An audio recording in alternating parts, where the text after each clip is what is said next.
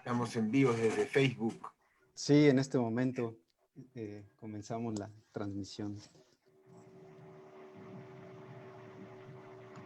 Entonces, yo creo que ya iniciamos, Okay. ¿no? Sí, adelante, vamos a comenzar la grabación también. Perfecto, Muy bien. iniciamos grabación. Ok.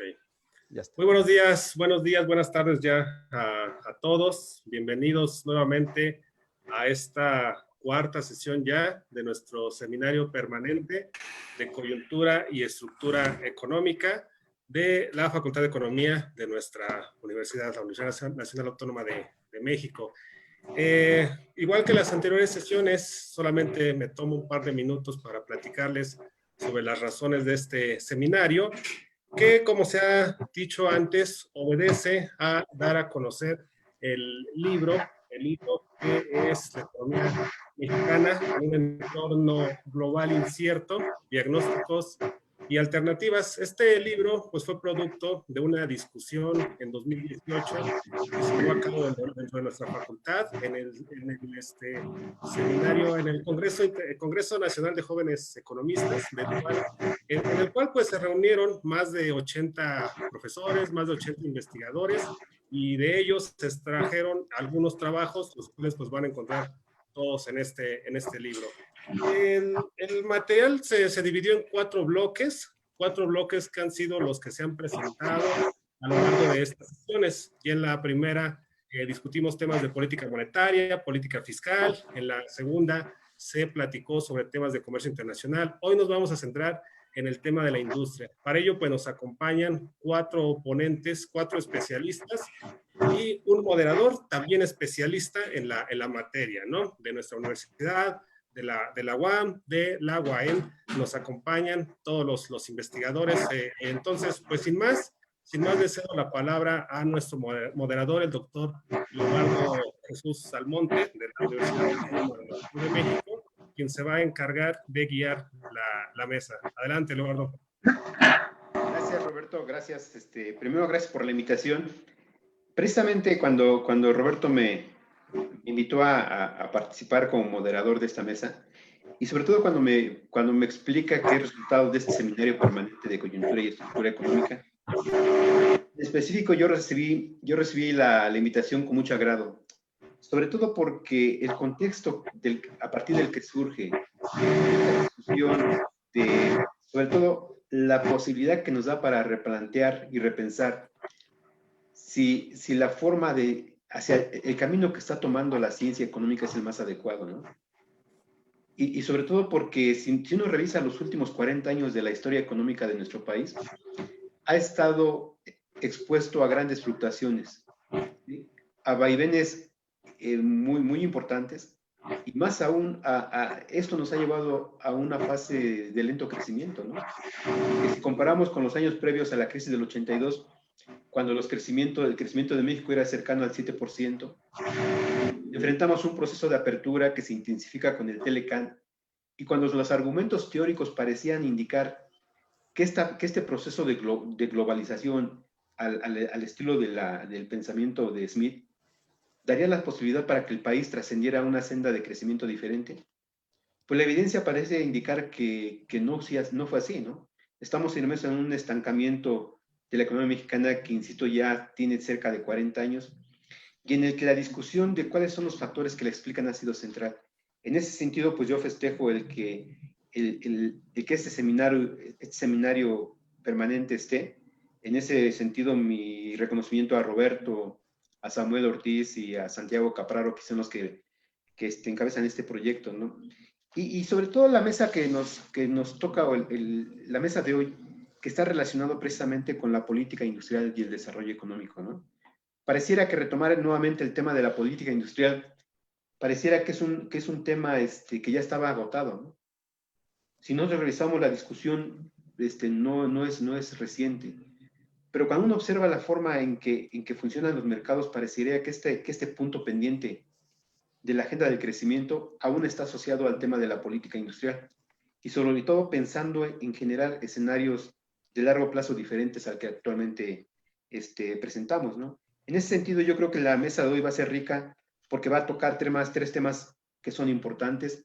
El tema de la inversión extranjera directa, esta inquietud intelectual que surge a partir de preguntarnos si tiene efectos en el desarrollo económico, que va a estar a cargo del doctor Samuel Ortiz. El tema, otro punto central, recordemos que este proceso de apertura implica una economía basada en un sector exportador muy dinámico, ¿sí? En ese sentido, las reflexiones que nos presente la doctora Lesbia en coautoría con el doctor Fernando Acosta serán centrales para acercarnos de más información para entender en este contexto de crecimiento, de lento crecimiento de la economía mexicana, ¿qué pasa con el sector externo?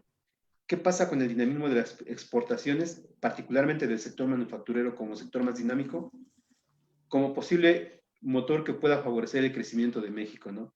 Y finalmente, dentro de este contexto, no es menor el tema del sector de la industria automotriz. A veces hablamos del sector automotriz de México pensando en que hay un sector automotriz mexicano, cuando vemos que finalmente, aún a pesar de ser el más dinámico, el que más tecnología innova, etcétera, las restricciones con relación a los efectos que pueda tener, ya sea porque no se generan los encadenamientos productivos o por todo lo que implica alrededor del sector automotriz es central. En ese sentido, pues es un trabajo que va a presentarnos la doctora Aurora Marcial Flores. Entonces, para avanzar, vamos a tener 15 minutos para cada trabajo y de acuerdo con el programa vamos a iniciar con el trabajo que nos presenta el doctor Samuel Ortiz Velázquez, que lo plantea con el título ¿Puede la inversión foránea contribuir al desarrollo económico? Y entonces me voy a permitir leer algunos datos curriculares del doctor Samuel Ortiz. Samuel Ortiz es doctor en Economía por la UNAM, maestro en Estudios Sociales por la Universidad Autónoma Metropolitana de Iztapalapa. Sí, es profesor asociado, de tiempo completo de la División de Estudios Profesionales de la Facultad de Economía de la UNAM, tutor de maestría en el posgrado de Economía, miembro del Sistema Nacional de Investigadores Nivel 1, quien en el 2018 obtuvo el primer lugar en la categoría especialista del Premio Revista Comercio Exterior del Banco Nacional de Comercio Exterior. Y en 2009 obtuvo la medalla al mérito universitario que otorga la Universidad Autónoma Metropolitana. Dentro de sus líneas de investigación está el comercio exterior, la inversión extranjera y el crecimiento económico, además de la organización industrial. Sin más, entonces los dejo con el doctor Samuel Ortiz. Adelante, por favor. Buena tarde, muchas gracias, Leobardo, por la presentación. Voy a compartir la pantalla en este momento y comienzo señalando pues que estamos muy contentos los organizadores de este seminario por la activa participación de estudiantes, ¿no?, y de profesores en estas 4 sesiones de seminario permanente. El tema que nos convoca, como bien señala el doctor Leobardo, es la relación industria y desarrollo económico que será abordado desde diferentes aristas. En esta participación me voy a concentrar sobre todo en una discusión referente a la inversión extranjera directa y el potencial que tiene para contribuir al desarrollo económico. Digo, la temática va más allá, ¿verdad?, de las discusiones conceptuales. En el terreno empírico, y me parece que México es el mejor ejemplo, gobiernos, entre comillas, de derecha o de izquierda, apuestan por situar a la inversión extranjera directa como una palanca de desarrollo. De lo que se trata es de identificar las condiciones bajo las cuales la inversión puede efectivamente contribuir al desarrollo económico. La primera parte de la discusión estará concentrada en una revisión breve de aspectos conceptuales sobre el tema del desarrollo a través de inversión. Como número 2 vamos a abordar qué dice la evidencia empírica internacional con respecto a esta relación de causalidad. A partir de los resultados, vamos a discutir un grupo de explicaciones, ¿verdad?, que dan cuenta de este aparente débil efecto de la inversión en diferentes indicadores de desarrollo para arribar en la última parte al caso mexicano. Con respecto al tema 1, únicamente vamos a señalar que se sostiene que la inversión foránea, al complementar ahorro nacional, puede contribuir a ampliar el acervo de capital, ¿no? De que dispone la economía receptora y al mismo tiempo puede estimular la transferencia de conocimiento y de tecnología. Estas visiones parten sobre todo de las brechas tecnológicas. Mientras más lejana se encuentre la brecha tecnológica que separa al país de origen de la empresa multinacional frente al país de destino, se sostiene, ¿verdad?, que mayor será el potencial de la inversión extranjera para contribuir a aminorar dichas brechas. En este contexto, autores como Findlay sostienen cómo el contacto con empresas de un nivel superior de eficiencia posibilita la transferencia de tecnología y conocimiento hacia las empresas relativamente más atrasadas a través no solamente de mejoras imitando o copiando, sino, dice el autor, también, ¿verdad?, forzándolas a ser mejores. Y se llegó a señalar, ¿verdad?, cómo estas relaciones, ¿no?, de causalidad están concentradas en vínculos y externalidades que se genera entre la empresa de inversión directa y las empresas locales. Se llega a señalar, ¿verdad?, temas vinculados a efectos directos, a efectos indirectos a través de la participación de empresas locales relacionadas con la multinacional y de empresas locales que no están relacionadas. Al respecto se ha sostenido como el efecto spillover o derrama tecnológica puede ser el más importante de los efectos indirectos. No obstante, este aparente consenso conceptual que pone el acento en la inversión foránea como detonante del crecimiento, lo cierto es que la evidencia empírica no valida, ¿verdad?, esta relación de causalidad positiva, ¿no? La evidencia internacional y para México más bien te advierten de débiles efectos en diferentes indicadores de desarrollo, como la productividad, como el crecimiento del producto. ¿Cuáles son las causas que estarían explicando esta débil asociación, ¿verdad?, que se establece entre inversión foránea y desarrollo? Algunas explicaciones dan cuenta, primero, de considerar que la inversión extranjera directa no refleja la expansión de la empresa multinacional, ¿no? En la actualidad, la empresa multinacional puede recurrir a diversas estrategias de expansión y estas no necesariamente están basadas en inversión foránea. Crecientemente ganan presencia formas no patrimoniales de la producción, como la manufactura por contrato, la agricultura por contrato, la prestación de servicios transfronterizos, que significan que la empresa multinacional coordina una red de producción, no a través de inversión, sino a través de establecer dichas relaciones contractuales. Otro tema que se debe de considerar en la discusión es que se omite que diferentes motivaciones, modos de entrada y actividad de destino de la inversión foránea dan lugar a impactos diferenciados en términos de la calidad de los vínculos. Por ejemplo, una inversión foránea, ¿verdad?, motivada por la búsqueda de recursos, particularmente fuerza laboral de baja calificación, seguramente se dirigirá a actividades maquiladoras con débil efecto, ¿verdad?, en términos de vínculos. Asimismo, una inversión foránea que ingresa al país a través de fusiones y adquisiciones transfronterizas, en el corto plazo no tiene por qué reflejar, ¿verdad?, un efecto en expansión del acervo de capital y el empleo. Un tema que también se debe considerar en esta discusión es la importancia de mejorar la metodología para capturar los flujos de inversión foránea.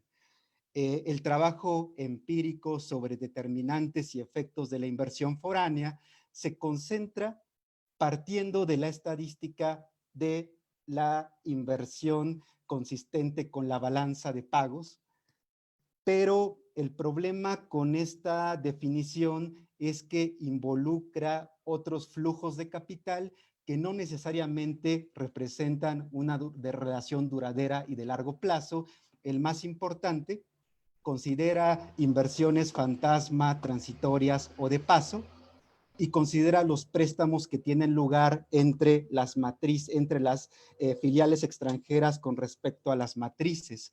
Se trata de un aspecto que tiende a distorsionar la dirección que adquiere el control o grado de influencia entre un inversor directo y las empresas locales. El tema es de la mayor importancia, considerando que autores como Casella, el Banco Mundial, etcétera, consideran que entre un 40 y un 50% del flujo mundial de inversión extranjera directa es inversión de paso. Transitoria, se trata de una operación recurrente de parte de la empresa multinacional con el propósito de evadir impuestos. Ello me permite arribar a una quinta temática a considerar. Dada esta estrategia, se están drenando recursos que potencialmente pueden ser utilizados por las economías locales, ¿verdad? A través de una menor tributación y con el objetivo, por ejemplo, de financiar proyectos de infraestructura que permitan detonar elevar la productividad, ¿no? Entonces, el tema en términos de tributación es importante y está altamente vinculado a la importancia de mejorar la estadística para capturar flujo de inversión. Y finalmente, diremos que la baja asociación se debe a la pobre capacidad de absorción de los países en desarrollo, capacidad de absorción que es responsabilidad tanto de empresas como tanto del contexto, ¿verdad?, institucional, macroeconómico en el que se desenvuelve la empresa de inversión extranjera y su red de empresas afiliadas. Son los temas a debate, ¿no?, que me permiten arribar al caso mexicano. A partir de estas problemáticas vamos a discutir cuáles son las características de las inversiones extranjeras directas en México para al final presentar un grupo de recomendaciones encaminadas a mejorar los criterios para capturar flujos de inversión foránea. Primero, en esta tabla podemos observar cómo en 2019 prácticamente la inversión extranjera directa iguala, ¿verdad?, en participación relativa a la inversión pública como parte del PIB.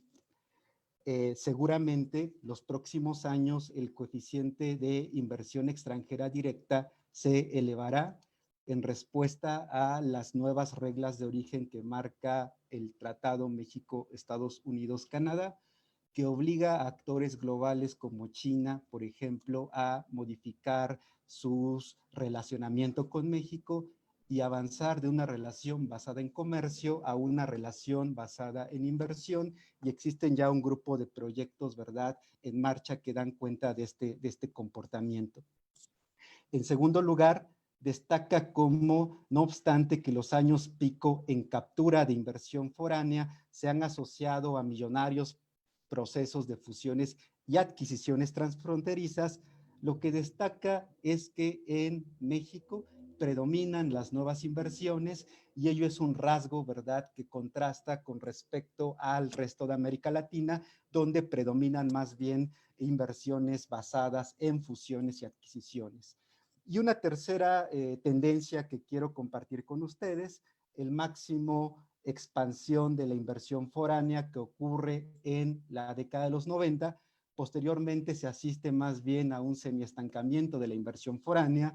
Ello, en parte, como se discutió en láminas anteriores, puede ser explicado a partir de nuevas formas de relacionamiento de la multinacional que no necesariamente están basadas en inversión foránea. Ahora, recordemos que el fenómeno de la inversión extranjera es sobre todo relevante durante la ICI y particularmente en la etapa de sustitución difícil. Y hoy, ¿verdad? Más allá del flujo de inversión, lo cierto es que la empresa multinacional tiene una participación muy importante en la industria mexicana. En esta tabla y con base en el Censo Económico 2019, se puede observar cómo apenas 4,000 establecimientos que representan el 0.8% de los establecimientos manufactureros en 2018 son controlados totalmente por el capital extranjero, pero son muy importantes en generación de empleo. Prácticamente una tercera parte de la ocupación total en la manufactura es responsabilidad de la empresa de capital extranjero y se trata de un grupo reducido de empresas que explican prácticamente 2/5 partes del acervo de capital de la manufactura mexicana. Se trata de poderosos actores que sin lugar a duda tienen capacidad de incidir en la pauta que sigue la industria en México. Como última parte, vamos a concentrarnos en las características que presenta la inversión foránea. Y para ello presentamos una actualización de las industrias con inversión, considerando el periodo 2009-2018 y concentrando la discusión en 20 industrias de un total de 239 que explican el 51% de la inversión foránea en México, considerando, con base en la revisión anterior, que el efecto, que la calidad del vínculo depende de la actividad de destino, dividimos a estas actividades en inversión que arriba a actividades exportadoras, inversión que arriba a actividades orientadas al mercado interno, y dentro de ellas dividimos, ¿verdad?, las características que presenta la industria de exportación, vinculada a la maquila y la que no está vinculada a la maquila. Los resultados son por demás interesantes. El primero de ellos nos advierte, ¿verdad?, de cómo la empresa de inversión extranjera, este grupo 1.1 de 12 industrias, ha elevado su participación relativa en la inversión extranjera directa durante el periodo. Es un grupo que ha elevado su participación en ventas al exterior y es un grupo en coherencia con el resultado del censo económico que ha elevado su participación relativa en la ocupación de la manufactura mexicana. Y frente a ello, destaca cómo el grupo de 144 industrias de baja inversión foránea y orientadas al mercado interno reducen de forma importante su contribución a generación de empleo total. Esto es muy importante considerando que justamente el grupo orientado al mercado interno, es el que concentra a casi la totalidad de los establecimientos manufactureros, de tal cuenta que nuevamente el fenómeno que resalta, ¿verdad?, es que menos del 1% de los establecimientos manufactureros con participación de inversión extranjera son los máximos responsables de la ocupación en México. Vamos a avanzar a Perdón, continuación. Samuel, 5 minutos para terminar, Samuel, por favor. Muchas gracias. Vamos a avanzar a continuación a las características que presenta justamente este grupo exportador. Se trata de un grupo, ¿verdad?, que depende de forma creciente de insumos importados, ¿no? Indicadores de inversión extranjera, de exportación y de insumo importado, nos dan cuenta de su inserción al fenómeno de la producción global, y se trata en términos generales de establecimientos de altas barreras a la entrada, altos niveles de concentración que sin duda, ¿verdad?, obstaculizan la presencia de empresas de menor tamaño. Y la última tabla que quiero compartir con ustedes está vinculada a la importancia de dividir a este grupo altamente exportador y que concentra las inversiones en el grupo de 6 industrias cuyas actividades no se basan en maquila y el grupo de 6 industrias que predominantemente operan como maquila. El grupo de no maquila, integrado por cerveza, automóviles, camionetas, etcétera, es un grupo de alta productividad, de altas remuneraciones y la productividad asociada, por supuesto, a una elevada dotación de capital por trabajador. Llama la atención también cómo, no obstante que se ha señalado que la industria automotriz es la única que mejora encadenamientos productivos, hay que ver las características del encadenamiento, ¿no? Se trata de un encadenamiento con industrias que se incorporan o participan como maquiladoras, ¿no? De tal suerte que es altamente cuestionable el efecto de encadenamiento que genera la industria autoparte automotriz, la industria terminal automotriz, y frente al segmento de maquila, ¿no? El segmento de maquila de exportación es el máximo receptor de inversión extranjera directa, es un segmento, por lo tanto, de baja productividad, y por lo tanto estas características nos permiten identificar, ¿verdad?, cómo efectivamente el modo de entrada, la actividad de destino, la especialización de la industria generan diferentes tipos de vínculos y donde lo que predomina para la industria mexicana es fundamentalmente su baja generación de vínculos de calidad.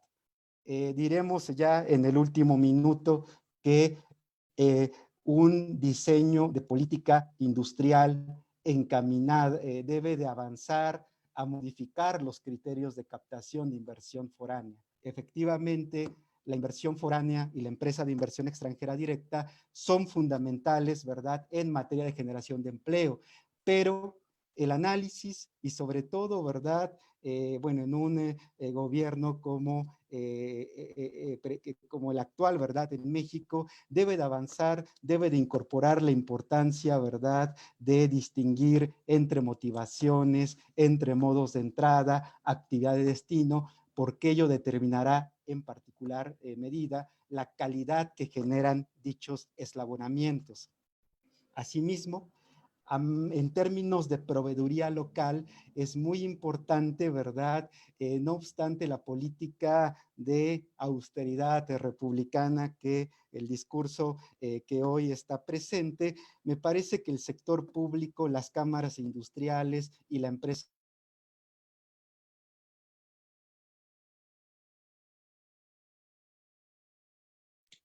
de generación de proveedores, me parece que hoy más que nunca la empresa multinacional está muy interesada en desarrollar proveedores porque así se lo exige la nueva regla de origen que marca el TEMEC, ¿verdad? Y me parece, por lo tanto, que, bueno, en el plan sectorial de Secretaría de Economía no está presente la forma en cómo se puede mejorar la proveeduría local.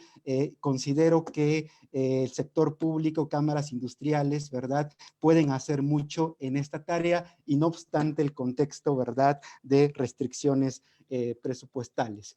Pues muchas gracias por su atención. Aquí dejo mi presentación. Gracias, gracias Samuel. Aprovecho para comentar a los participantes, a los asistentes, que al final de las ponencias abriremos una sesión para preguntas y respuestas para nuestros ponentes, pero mientras los invito a que por medio del chat vayan adelantando sus preguntas. Bien, para continuar con la mesa entonces, le pedimos que la doctora Lesbia Pérez nos presente su trabajo, que ha titulado Crecimiento liderado por las exportaciones en las manufactureras mexicanas. Sin duda es un tema que no es menor en esta discusión sobre los factores que puedan explicar lo que ocurre con el lento crecimiento de nuestro país. La doctora Lesbia Pérez Santillán es doctora en Economía por el posgrado de Economía de la Universidad Nacional Autónoma de México. Es académica en la Universidad Autónoma del Estado de México.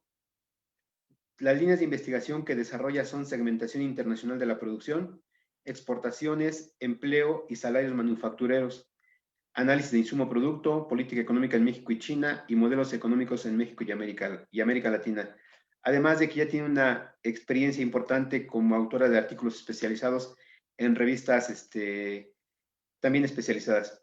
Bien, cedo la palabra entonces a la doctora Lesbia Pérez, por favor.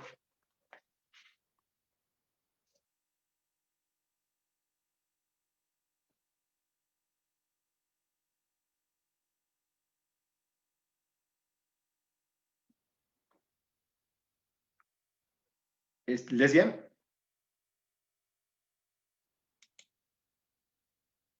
Ay, una disculpa, tengo problemitas aquí en... bien. Adelante.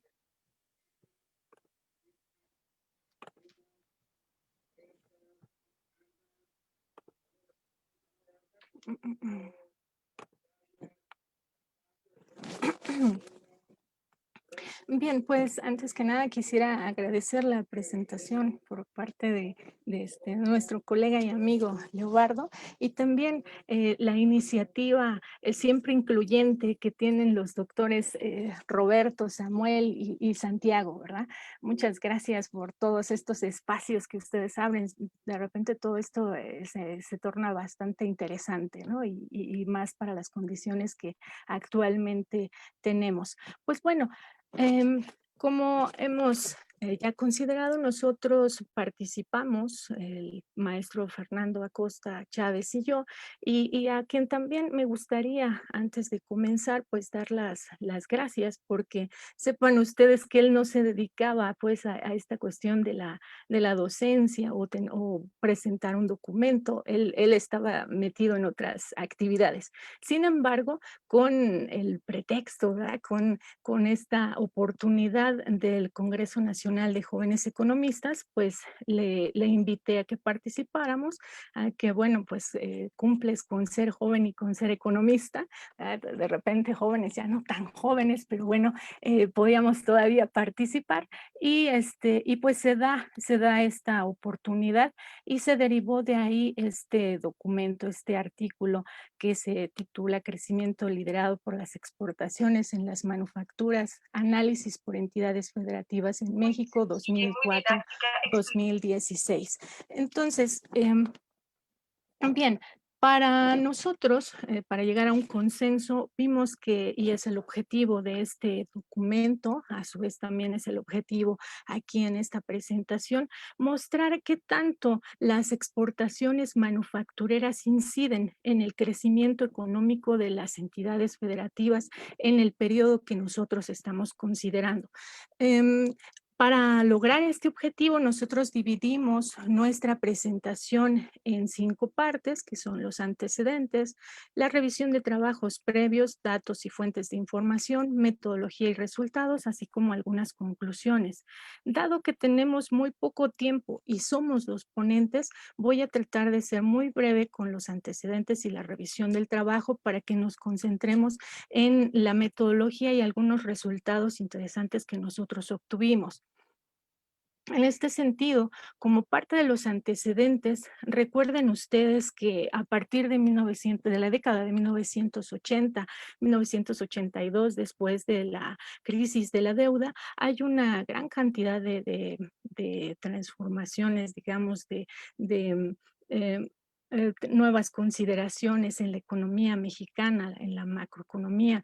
Algunos de los autores consideran 1988 como el año en el que México adopta la estrategia de liberalización, y con esta estrategia de liberalización se apuesta para crecer principalmente a partir del sector externo, siendo, y también lo podemos constatar con diversos estudios, lecturas que ustedes hagan, que son las exportaciones manufactureras las que van a jugar un papel importante en este contexto. Es por ello que nosotros nos centramos en esta variable en estas exportaciones manufactureras. Y en este en este par de gráficos, lo que mostramos a ustedes es la evolución de la participación en el comercio mundial por parte de México. En esta primera gráfica mostramos estos indicadores que son las dos primeras barras, nos van a indicar la participación promedio de las exportaciones en exportaciones e importaciones mundiales de bienes, ¿no? Desde la participación que tiene México en estas exportaciones e importaciones mundiales de bienes. Es lo primero que nosotros podemos observar y cómo esta ha ido creciendo, ¿no? En este periodo que tenemos 1980 a 2016 y aquí lo fuimos dividiendo por subperiodos. Por otro lado, la barra 3 y la 4, ahí lo que nosotros estamos representando es la participación promedio que se tiene en las exportaciones e importaciones mundiales de manufacturas principalmente. O sea, hay un papel destacado de las manufacturas en la participación que tiene México a nivel mundial. Por otro lado, y antes mejor, permítanme, antes de pasar a la siguiente gráfica, quiero señalar que en el artículo nosotros destacamos cómo pasamos, ¿no? De un 1.3% a un 2.5, 2.4%. O sea, como podemos observar, la participación de México en las exportaciones e importaciones prácticamente pues se duplica. Por otro lado, lo que nosotros observamos aquí es el comercio, el peso que tiene el comercio como porcentaje, ¿no?, del PIB, o bien lo que nosotros conocemos como el grado de apertura de nuestra economía, que va de 29.4% al 67.4%. Y también queremos destacar y poner acento en la participación que tienen tanto las exportaciones como las importaciones manufactureras en el total de exportaciones de mercancías por parte de México. Recordemos en este sentido que las exportaciones manufactureras o la participación de las manufacturas representaba prácticamente el 80% de nuestras exportaciones totales, siendo ya en años recientes, en datos más actuales, que llegaba prácticamente al 90%, ¿no? Esta participación de las manufacturas. Bien, entonces, otra cuestión que nosotros destacamos en este artículo es que si bien se incrementó se duplicó esa participación en el comercio mundial, no pasa lo mismo en el crecimiento del PIB o del PIB per cápita. En este sentido, vemos que entre 2000 y 2010, la tasa de crecimiento promedio anual del PIB real es de 1.8% y de 2010 a 2016, 2.7%. Recordemos nosotros que nuestra economía actualmente pues ha venido cayendo y entonces pues estos datos ya no serían los mismos, ¿no? Ahora recuperarnos pues va a llevar todavía un buen rato. En cuanto al PIB per cápita real, este crece en 0.3% y 1.3% en estos dos periodos que estamos aquí considerando 2010 y 2010-2016. Entonces tenemos esto, 3.3% y 1.3% respectivamente. Aquí haciendo un cálculo más o menos para decir que al igual que la participación en el comercio mundial, podamos decir que se duplica el PIB o que se duplica el PIB per cápita, vimos que se requerirían entre 203 y 55 años respectivamente para que el PIB per cápita de 2016 se pueda duplicar.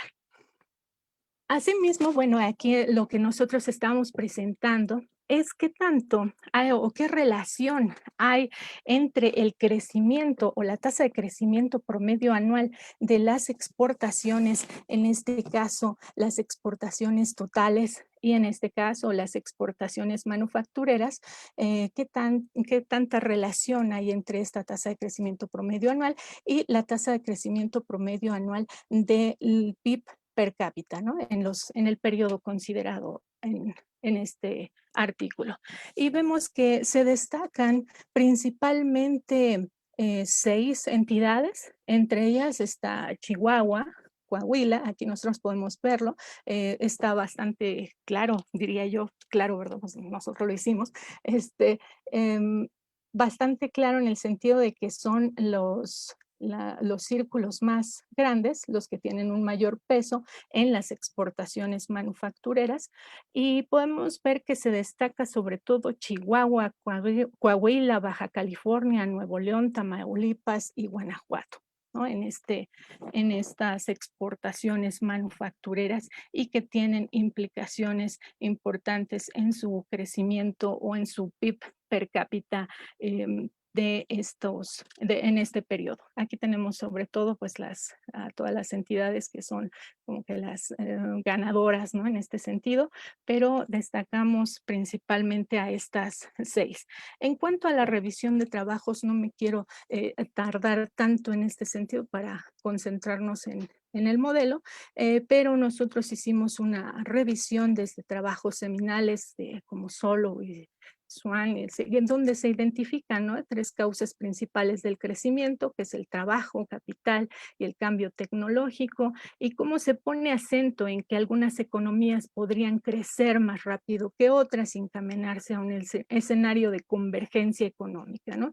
También vimos lo que decía la teoría del crecimiento endógeno con Romer y sus pilares básicos, quitando el supuesto de rendimientos constantes a escala. Y pues bueno, esto yo creo que lo dejaría para que ustedes lo revisen un poco más a detalle en nuestro documento. Siendo así, bueno, también nosotros hicimos una revisión de la nueva geografía económica, y de otros autores que más adelante contrastamos respecto a los resultados que ellos obtuvieron y los que nosotros hemos señalado y considerado en este trabajo.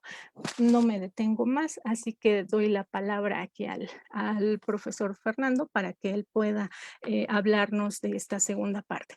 Adelante. Dejo de compartir.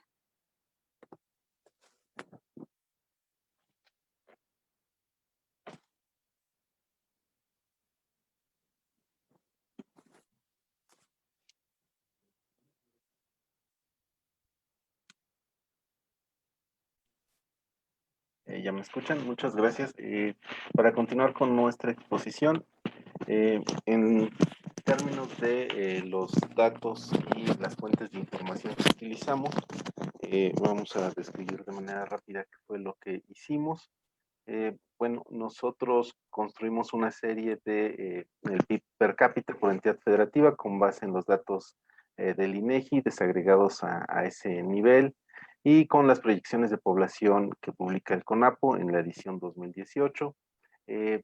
Para hacer la estimación del PIB per cápita es importante tener en cuenta que ajustamos nosotros esos datos para tener en cuenta el efecto de la minería petrolera, que es importante sobre todo en entidades como Tabasco y Campeche. Entonces para eso utilizamos una metodología ahí construida por Gerardo Esquivel en 2002.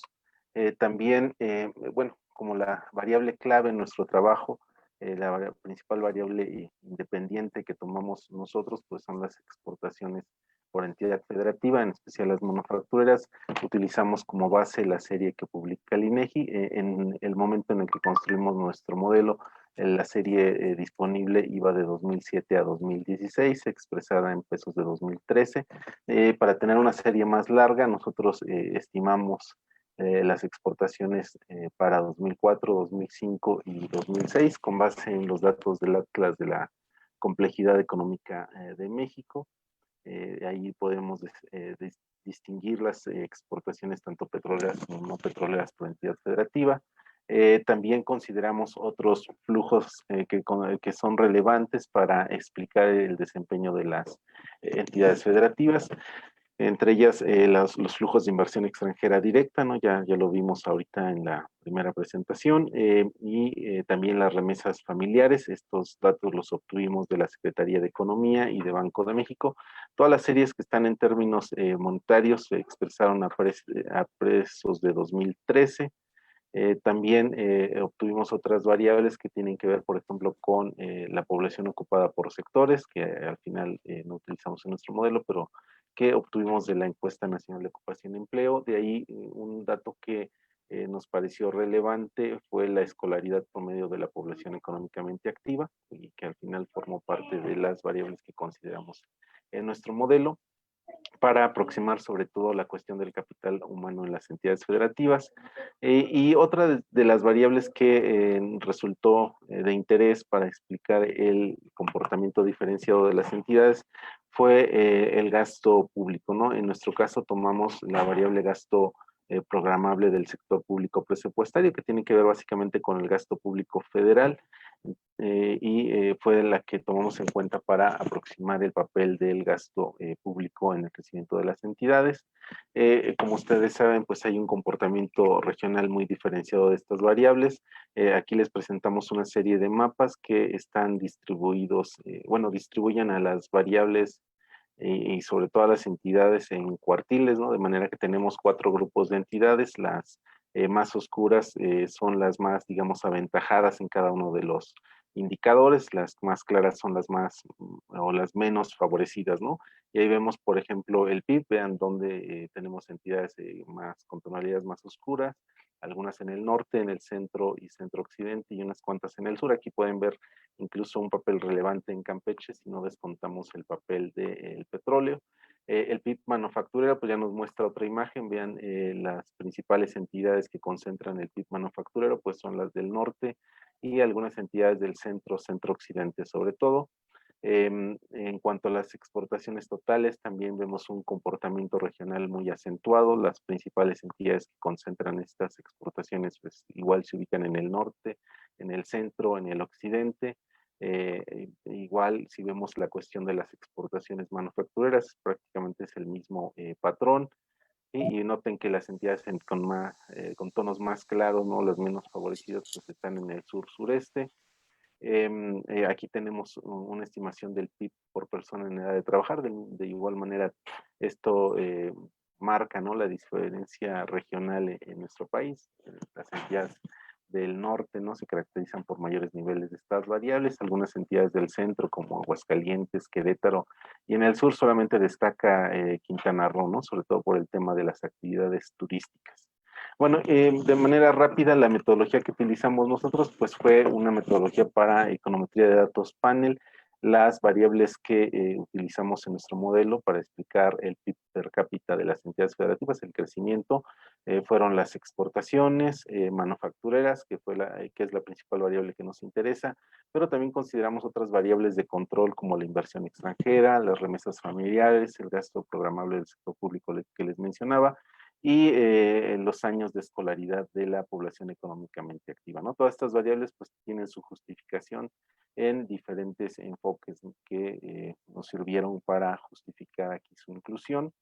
De entrada vimos, ¿no? Que hay un comportamiento muy heterogéneo de las entidades federativas en términos de la tasa de crecimiento promedio anual del PIB. Ya habíamos visto ahí un par de gráficas al principio, también de la tasa de crecimiento promedio anual de las exportaciones. Y entonces la idea era aprovechar estas diferencias que se presentan entre las entidades federativas para ver cuál es el papel o los efectos que tienen las exportaciones manufactureras en el crecimiento de las entidades, ¿no? Visto sobre todo a partir del PIB per cápita.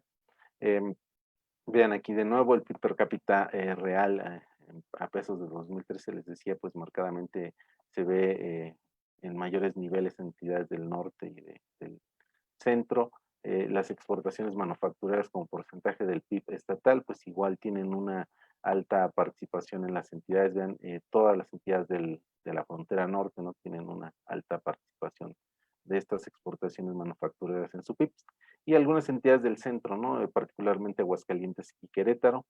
Y bueno, rápidamente ya para que abordemos los resultados, les decía, hicimos unos modelos de econometría para datos panel, aprovechando que teníamos observaciones para las entidades federativas para una serie de tiempo que va de 2004 a 2016. El objetivo de nuestros modelos pues, es aprovechar la heterogeneidad no observable, en este caso entre las entidades federativas, así como también aprovechar, ¿no?, los diferentes comportamientos temporales de estas observaciones. Queríamos ver los efectos tanto individuales, en este caso de cada una de las entidades, como los efectos temporales. Hicimos una serie de estimaciones. La estrategia de estimación que seguimos primero pues fue realizar una serie de estimaciones de regresión agrupada. Después hicimos estimaciones con efectos fijos versus efectos aleatorios. En este primer conjunto de estimaciones, el test de Hausman nos indicó que deberíamos considerar como mejor opción para nuestro modelaje el modelo con efectos fijos. Y aquí voy a mostrarles, antes de pasar a la estimación o el segundo conjunto de estimaciones que ya consideran un componente autorregresivo y un panel dinámico. En la primera, les decía, nos quedamos con una estimación de efectos fijos. Y ahí veíamos que todas nuestras variables independientes tenían el signo esperado, ¿no?, el signo positivo para las exportaciones manufactureras, para la inversión extranjera. Ahí el único aspecto que nos saltó siempre fue el papel que tenía el gasto público, ¿no?, en el crecimiento, un efecto negativo. Pero en estos modelos que no tienen un componente dinámico encontramos problemas de autocorrelación. Por eso en un segundo grupo de estimaciones incorporamos este componente con un modelo autorregresivo, y enseguida también corrimos un par de modelos con la metodología de Arellano y Bond, que también considera esta parte autorregresiva, pero también nos ayuda a controlar posibles problemas de endogeneidad, dado que en nuestro caso no contamos con tanta información en términos de entidades federativas y con series de tiempo consistentes. Siempre es un problema latente que pueda existir endogeneidad en nuestras variables, en el sentido de que nuestras variables independientes consideradas puedan estar correlacionadas con otras que aparezcan ahí en nuestros términos de error. Por eso consideramos... Perdón, Fernando, 2 minutos para terminar, por favor. Sí, rápido ya pasamos a los resultados. En este segundo conjunto de resultados, de nueva cuenta tuvimos... se me olvidó decirles que todas las variables las expresamos en logaritmos. Entonces los resultados que obtuvimos se podrían leer de esa manera como elasticidades. Todas las variables, o casi todas las variables de interés resultaron significativas, sobre todo el caso de las exportaciones manufactureras. Voy a saltarme un poco para terminar. Y lo que concluimos es que pues las entidades han mostrado un comportamiento diferenciado en términos de su desempeño económico, en términos de la participación y crecimiento de sus exportaciones manufactureras, y esto se refleja en el crecimiento diferenciado del PIB per cápita por entidad federativa, ¿no? Y de nuestros resultados, lo que nos pareció de mayor interés es que, dado que les decía que las variables se expresaron en logaritmos, podemos señalar que manteniendo el resto de las variables constantes, pues un incremento de las exportaciones manufactureras de 1% se asocia con un incremento del PIB per cápita real de 1.2%, ¿no? Esto tomando en cuenta la estimación con mejores resultados, sobre todo en términos de los tests de postestimación. Les decía, otras variables como los años promedio de escolaridad de la población económicamente activa tienen coeficientes con signo positivo, es decir, mayor educación, capital humano se asocian con mayores niveles del PIB per cápita. También en la mayoría de las estimaciones, las remesas y el gasto público por entidad federativa tuvieron un efecto negativo.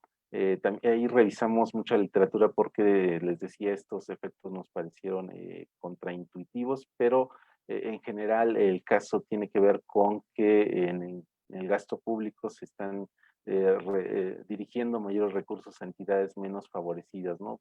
Y que pues no han logrado mejorar sus condiciones y desempeño económico, por eso había una relación ahí negativa. Desde luego eso también implicará actualizar nuestras estimaciones, ¿no? Dado los cambios que también estamos viendo en años más recientes.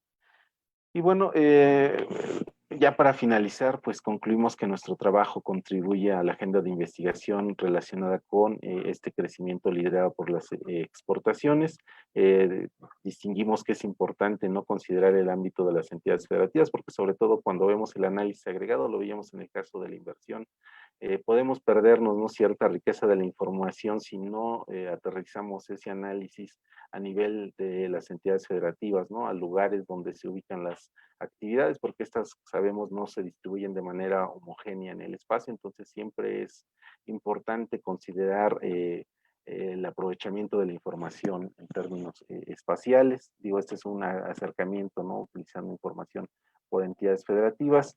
En futuros trabajos esperamos que también estén disponibles más variables independientes, ¿no?, para explicar el proceso de crecimiento económico diferenciado entre las entidades federativas.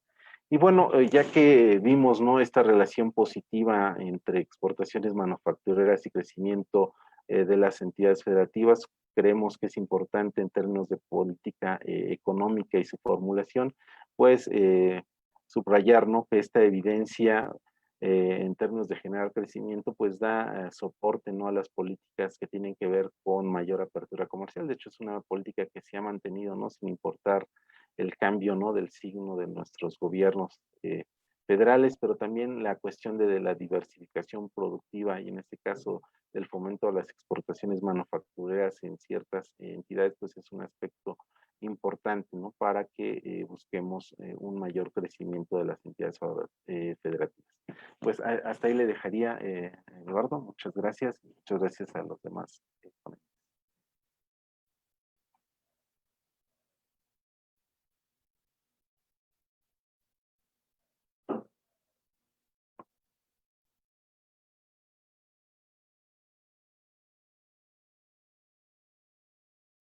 Leobardo no se está escuchando, ¿eh? Disculpa. Sí, perdón. Ahora sí. Sí, gracias. Sí, entonces ya para cerrar la mesa, vamos a cederle la palabra a la doctora Aurora Marcial, quien va a presentar el trabajo de la industria automotriz en México, deuda, ganancias e inversión. Aurora Marcial es licenciada en Economía y maestra en Estudios Sociales por la UAM Iztapalapa. Es doctora en Economía en el área de Economía Financiera por la UNAM.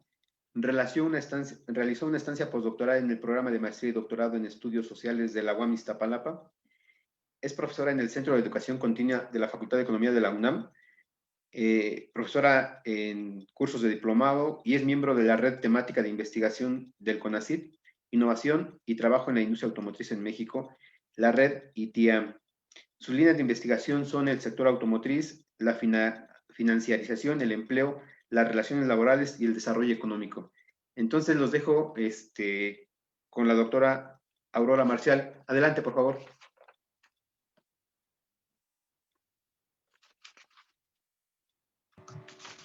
Muchas gracias a todos, buenas tardes a todos, gracias por su asistencia y agradezco especialmente a los organizadores y responsables de este seminario permanente y muy agradecida por el espacio que nos brindan para compartir el trabajo que realizamos.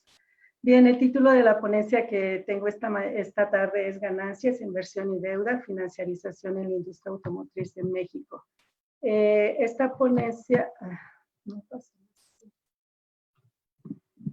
Ok, el contenido es primeramente ofrecer un contexto sobre la reestructuración productiva con mi especial énfasis en la etapa del Telecán. Después abordaré algunas discusiones teórico-conceptuales para hacer una caracterización de la financiarización en la industria automotriz. Después abordaré algunas pruebas empíricas para poner en un contexto y hacer algún comparativo de la teoría con la realidad, sobre todo en el aspecto de la financiarización en la industria automotriz en México, y al final les daré algunas conclusiones. Antes que nada, quisiera comentar pues que este trabajo está, es la continuidad justamente del capítulo que se presenta en el libro del que se habló en la introducción, pero también estoy presentando algunos avances hacia otras líneas de investigación conectadas justamente con el tema de la financiarización.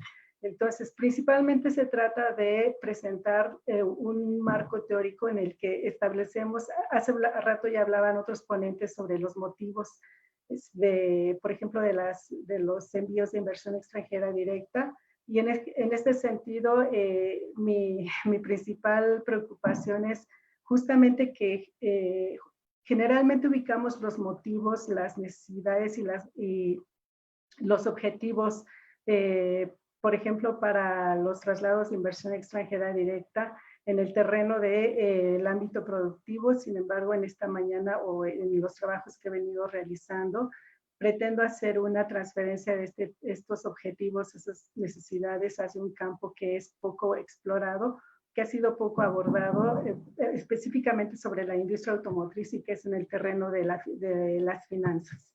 Bien, primeramente les comentaba que tenemos me salté muchas. Primeramente, la reestructuración productiva en la industria automotriz, sobre todo en la última etapa, varios estudiosos de la industria observan 3 momentos de reestructuración productiva en México desde que esta se instaló en 1920 con la planta Ford, pero yo voy a hacer referencia sobre todo a la más reciente, que es justamente en el marco del Tratado de Libre Comercio con América del Norte. Estamos hablando de una etapa en la que se transitó de un modelo de industrialización por sustitución de importaciones al proceso de apertura comercial y de inversiones, discúlpenme, de inversiones. En este sentido, arribamos a un contexto en el que observamos una contracción del volumen de unidades importadas, hablando de unidades terminadas en cuanto a autos. Se asiste también a una reducción del coeficiente de importaciones a demanda interna en actividades de producción y justamente la intensificación de las políticas de apertura del Telecán vienen a consistir o a reflejarse en un nuevo paradigma tecnológico y organizacional que también los expertos en industria automotriz han caracterizado como flexible. Otro rasgo importante de esta transición es que asistimos a una adecuación de la política industrial que responde a las nuevas exigencias de expansión industrial y comercial. En ese sentido, los problemas constantemente señalados por los estudiosos de la industria automotriz tienen que ver específicamente con procesos de desintegración vertical. Ya Samuel nos mencionaba un poco este proceso en general en la industria manufacturera. Heterogeneidad debido a las diversas respuestas que el aparato productivo tuvo para insertarse en esta nueva dinámica. La externalización del ciclo de capital, la dependencia constante y creciente con Estados Unidos vía exportaciones, un débil efecto multiplicador sobre el valor agregado, un mayor retorno de las inversiones ofrecido en México y muy evidentemente la violación de los derechos laborales y la precarización salarial.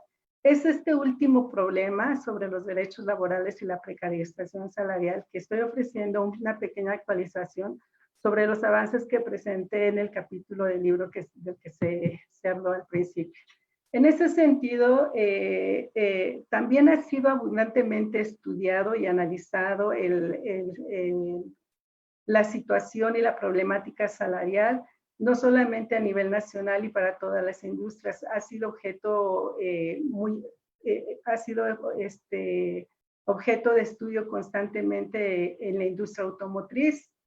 En ese sentido, vemos, se ha abordado que ha existido, si bien ha existido un crecimiento nominal salarial, asistimos a la contracción relativa del mismo, como se observa en la gráfica.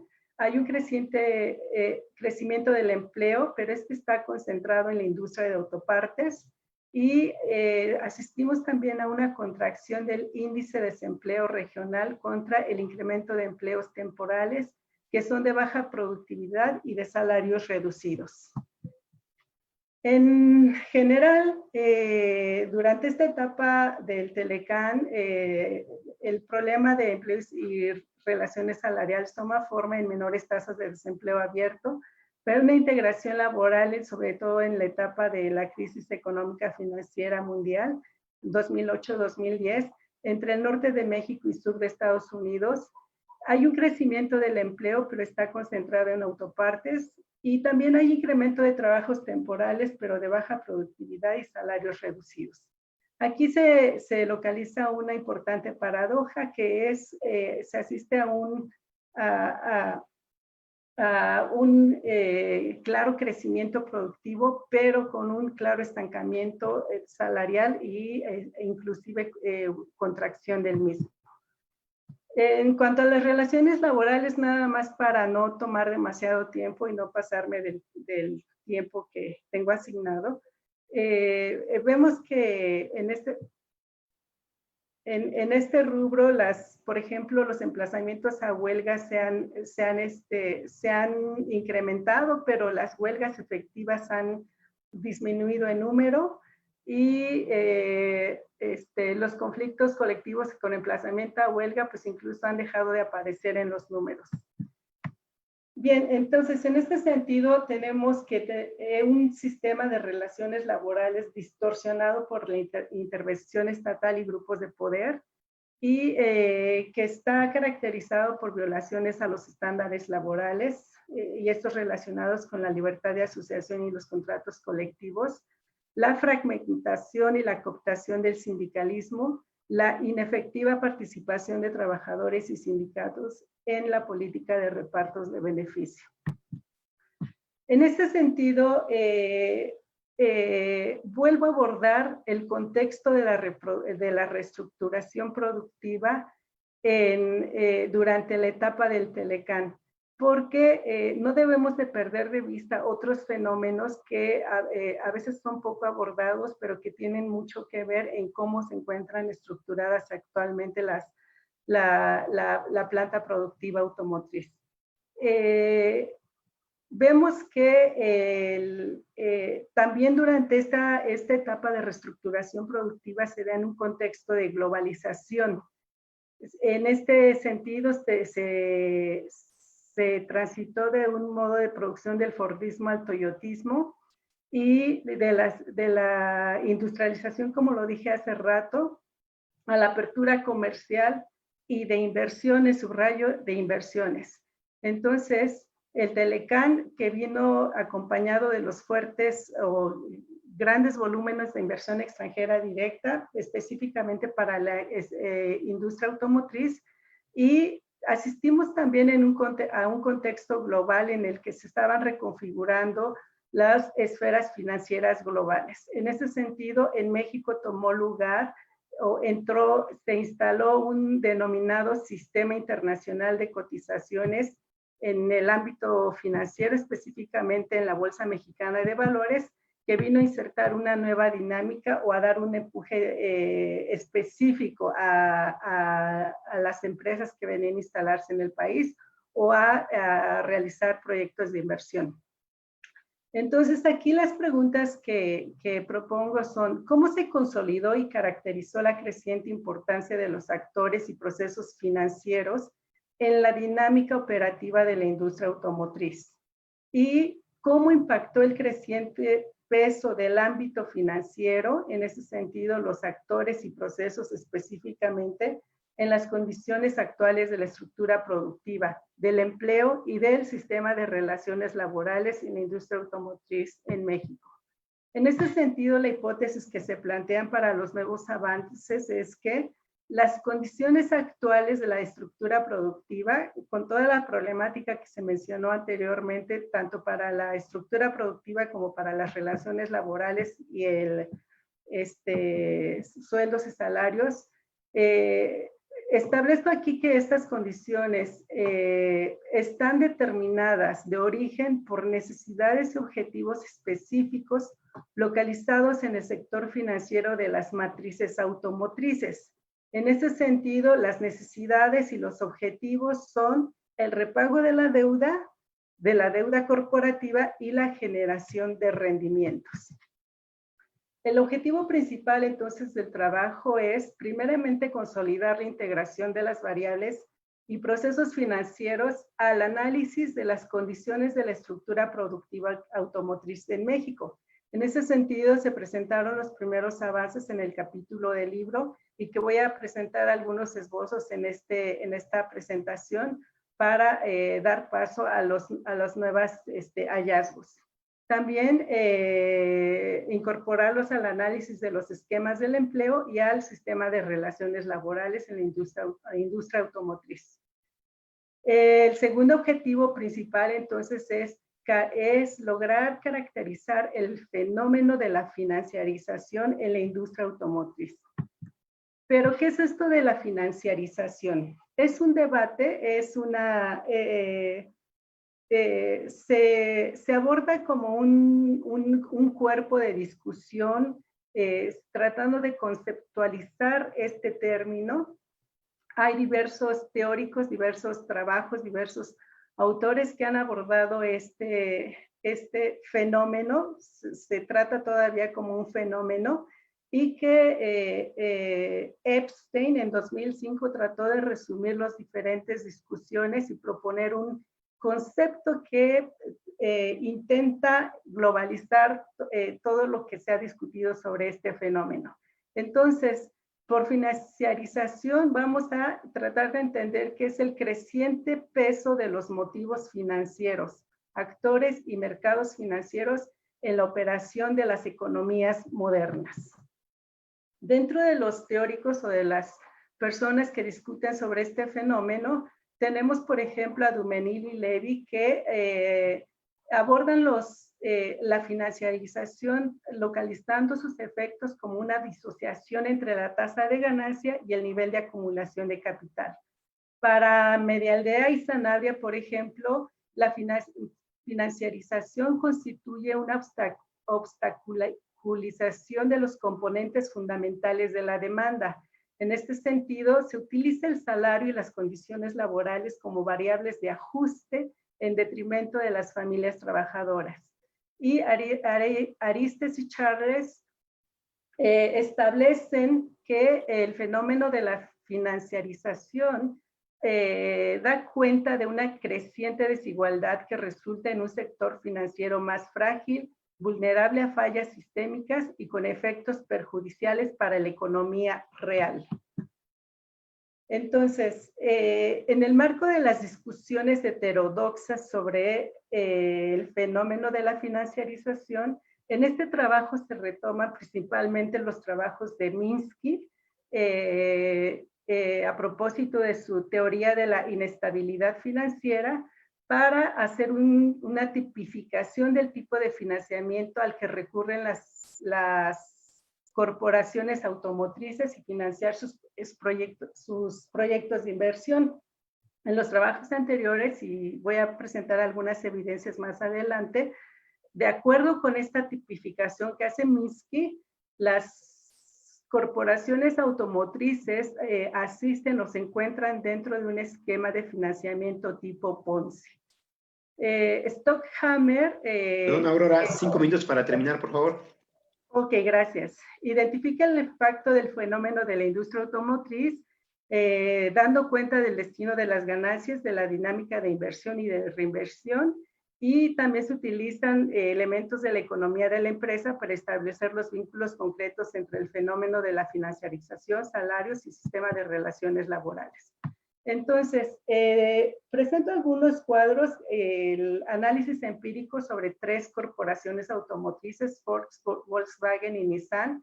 En este sentido, en estos cuadros no se observa un claro efecto diferenciador entre los ingresos debidos o encontrados en el sector financiero y el sector productivo. Todas las corporaciones automotrices dividen sus actividades en el sector productivo y en el sector financiero. Asimismo, en la parte de las ganancias, este efecto diferenciador no se encuentra bastante claro. Sin embargo, sí observamos que en el caso de la deuda, bueno, aquí establezco los montos de deuda que tienen las corporaciones y las participaciones que tienen esta deuda en el total de sus pasivos y cuánto de esta deuda es de vida es deuda financiera, esto es de los mercados financieros. Vean que las tres tienen montos de deuda que rebasan, bueno, son millones de dólares, unos volúmenes de deuda muy alta, pero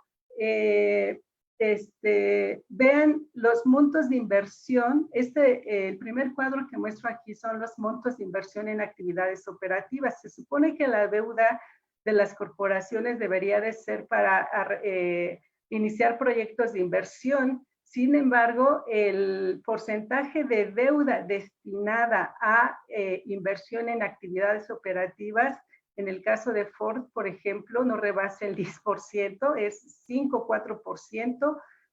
Volkswagen tiene un margen un poco mayor, sin embargo, cada vez se hace más pequeño este porcentaje, y en el caso de Nissan, pues también lo mismo, cada vez se reduce más este porcentaje y no rebasa el 30%. Entonces, ¿a qué se va el resto de la deuda? El resto de la deuda, como lo dije en un principio y de acuerdo con Minsky, el financiamiento tipo Ponzi es emitir deuda para repagar deuda. En eso consiste el financiamiento tipo Ponzi. Aquí vemos las tres corporaciones de las que hablé, son las gráficas de cuánta deuda emiten y cuánta deuda repagan. Son trayectorias y montos muy similares. Y más adelante, ya se me acabaron mis 5 minutos, ¿verdad? ¿Sí, bueno? Sí, un minuto para concluir, por favor.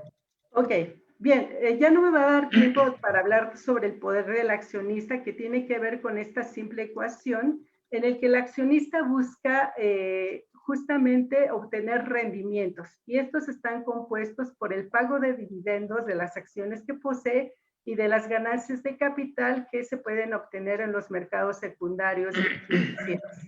En este sentido, bueno, ya no voy a poder presentarlo, simplemente aludir a las gráficas de que cómo han ido creciendo el promedio el precio promedio anual de las acciones y las ganancias o pérdidas que se conocen como ganancias de capital, las variaciones que estas tienen, y que dan cuenta de cómo el creciente poder del accionista, la búsqueda de agrandar esta ecuación, obtener más dividendos, obtener más ganancias de capital, incrementar los rendimientos en general, derivan en una dinámica productiva donde hay que obtener el máximo margen de ganancias para poder consolidar este poder del accionista. Para concluir, ya si hay preguntas más adelante, quizá podría abordar con un poco más de amplitud estos últimos esquemas. Simplemente decir que la inversión hacia la industria automotriz en México está comprometida con la creación de una plataforma de producción específica.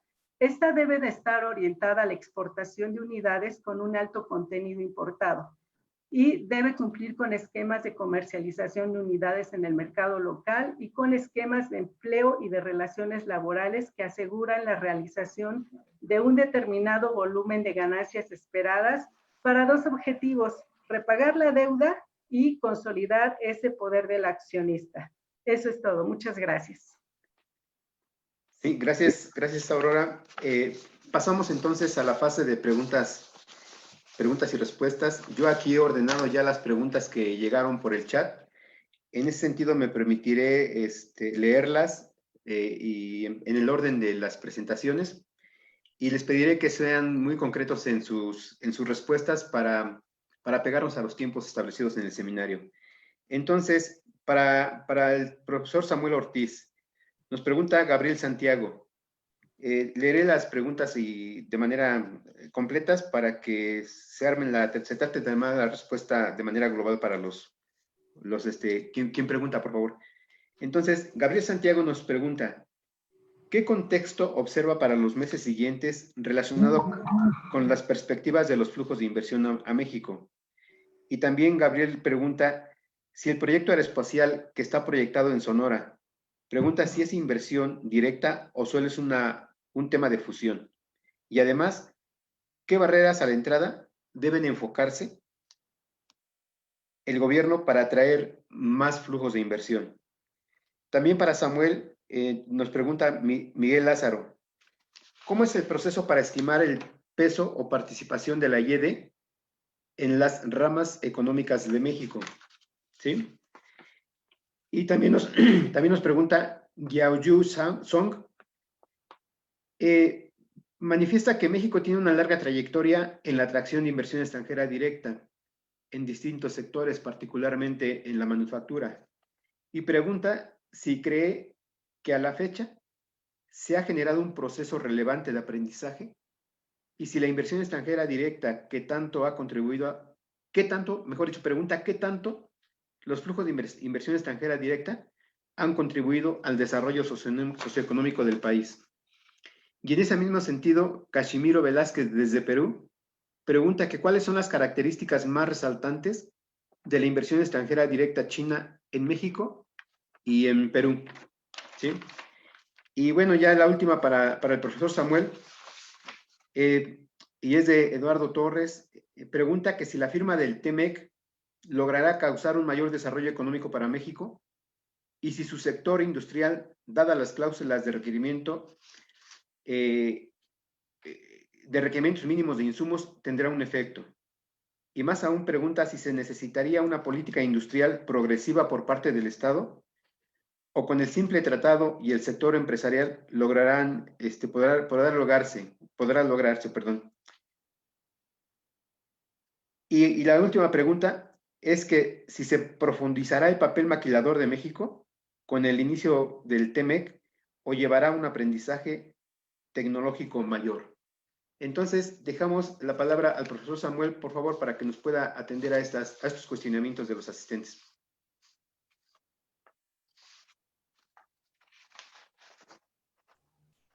Pues agradezco las preguntas. Bien, digo, son diversas, ¿no? Miren, con respecto a las preguntas de Gabriel Santiago, digo, a lo largo de la presentación hice referencia a las características de la inversión extranjera en términos de modos de entrada, de actividad de destino, y llama la atención lo que pasa justamente con la industria aeroespacial, ¿no? Primero, a diferencia de América Latina, la inversión extranjera directa en manufacturas es predominantemente nueva inversión. Pero esta nueva inversión está asociada a actividades exportadoras como la industria que le preocupa a Gabriel Santiago, la industria aeroespacial. Y según observamos, es una industria cuya inversión extranjera directa arriba con el objetivo, ¿verdad?, de hacerse de recursos, fundamentalmente fuerza laboral de alta calificación. Bien podemos hablar de una maquila, ¿verdad?, especializada, ¿no? Y que sería la característica de la aeroespacial. Y, o sea, como comentamos en esta presentación, una inversión focalizada en actividades típicamente maquiladoras genera en términos, a ver, por lo regular, baja nivel, ¿no?, de vínculos. Miren, con respecto a las perspectivas de la inversión extranjera directa para México, yo señalé en la presentación cómo en 2019 el flujo de inversión extranjera directa como parte del PIB ya igualó en nivel a la inversión pública como parte del PIB, ¿no? Me parece que los próximos años y en respuesta al TEMEC, este coeficiente se va a elevar de forma significativa y sobre todo porque recordemos que en el TEMEC, sin hacer referencia a China, claramente hay una posición, ¿verdad?, para cerrar la entrada a China, ¿no? O sea, y por lo tanto, las empresas chinas buscarán incorporarse a través de elevar flujos de inversión y otras formas de asociación, porque lo que es cierto es que estas inversiones en la automotriz, particularmente las más actuales, no están basadas en flujos de capital, sino en asociaciones estratégicas. Entonces, todo lo cual apunta de esta importancia que tendrá una elevación del flujo de inversión extranjera directa de la mano de empresas chinas. Únicamente comparto el dato de cómo entre 2018 y 2019, en plena renegociación del Telecan y tensiones comerciales China-Estados Unidos, la inversión extranjera directa prácticamente, ¿verdad?, opera con niveles históricos, ¿no?, muy altos, y particularmente en manufacturas de autopartes automotriz. Bueno, con respecto al comentario del compañero Miguel Lázaro, quien saludo, ¿verdad?, desde Puebla, está en Puebla, quiero comentarte que esta estimación necesita, ¿verdad?, de empalmar diferentes instrumentos de análisis, ¿no?, de datos, perdón. Para el dato de inversión extranjera directa, la información de Secretaría de Economía a nivel altamente desagregado, la clase industrial, y requiere de un esfuerzo de empalme con las encuestas industriales manufactureras anuales. El medio de empalme es el CIAN y requiere de otro instrumento de empalme, ¿verdad?, a través para conectar comercio exterior a partir de registros administrativos, ¿verdad?, que trabaja INEGI. Entonces, con gusto puedo compartir alguna bibliografía donde se detalla el esfuerzo de empalme de diferentes fuentes de datos. Sonia Son pregunta con respecto a el proceso de aprendizaje de inversión extranjera directa. Realmente con las características que identificamos a nivel de clases industriales, ¿no?, donde la ocupación a partir de inversión extranjera directa opera en actividades de exportación y típicamente maquilas que tienen un débil encadenamiento con el mercado nacional, dado que una inserción basada en maquilas significa que la multinacional, ¿verdad?, que participa requiere de de mayores requisitos, ¿verdad?, impone mayores requisitos de calidad en materia de insumos y se abastece con mayor frecuencia de los mercados externos. Bajo este escenario, realmente la vinculación con empresas locales que se pueda traducir en procesos de aprendizaje se vuelve muy limitado. No obstante, a mí me llama mucho la atención lo que está pasando actualmente con las empresas chinas que están participando en la industria autopartes automotriz de México, donde se están verificando ciertas características diferentes. Se trata de un modo de entrada no basado en inversión, sino en asociación estratégica en colaboración, ¿verdad?, con Carlos Slim, ¿no?, Grupo Carso. Es una inversión que debemos de seguir con cuidado porque puede marcar, ¿verdad?, una pauta diferente y traducirse en diferentes procesos, ¿verdad?, de aprendizaje. Bueno, a Adrián, saludos, nos acompañas desde Perú. A ver, sí, o sea, miren, la inversión extranjera directa China en América Latina es una inversión que realiza crecientemente la empresa pública china, que adopta la forma de fusiones y adquisiciones y que en lo grueso opera en actividades de extracción de recursos naturales, ¿no?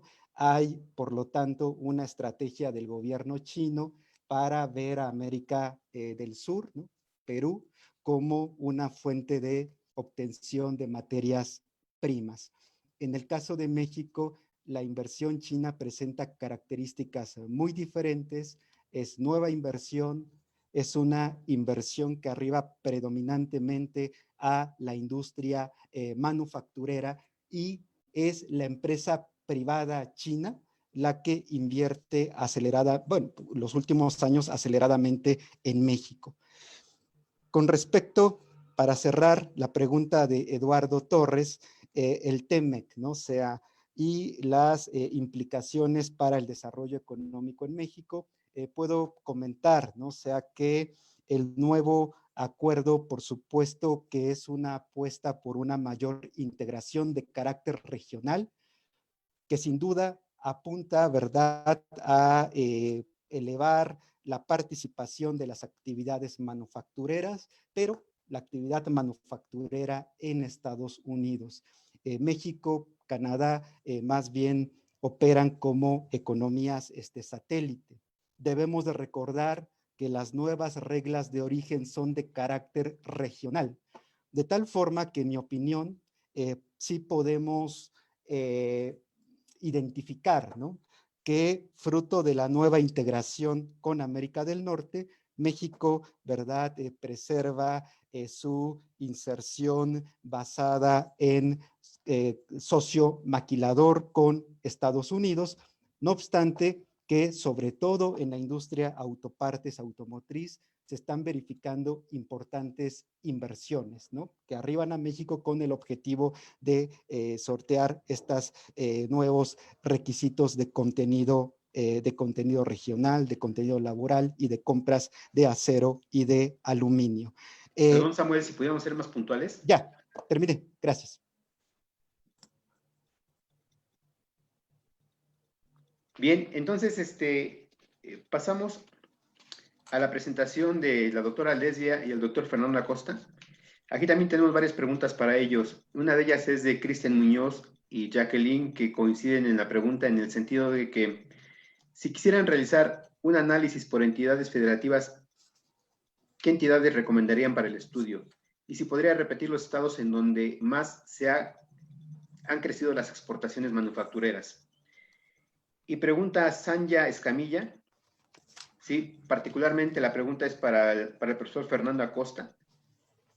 Pregunta que cuál es la diferencia que hay entre la propuesta que presentan en la ponencia y la de los otros autores que se mencionaron en el trabajo. También Esmeralda Chavira, puntualmente para el profesor Fernando Acosta. La pregunta es que ¿qué diferencia hay entre la propuesta y la de los autores señalados, ¿no? Ana María Ramírez, para la presentación de Lesbia y Fernando, preguntan ¿cuál es la perspectiva post-COVID en cuanto a las exportaciones manufactureras para las entidades federativas? ¿Sí? Adelante, por favor.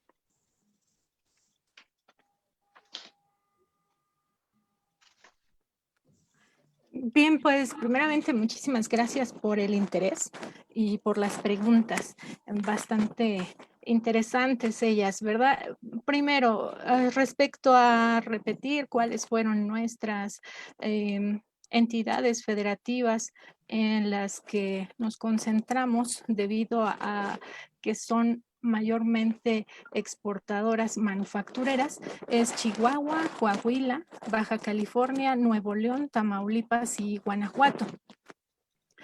Eso, bueno, esa es una de las preguntas. La siguiente decían de cuáles serían las entidades que nosotros recomendaríamos. Eso depende, ¿verdad? Del análisis que se quiere hacer. Por ejemplo, tenemos que si nos queremos concentrar en la generación de empleo manufacturero, hablando en términos de este sector principalmente, ustedes pueden encontrar que cambian ahí las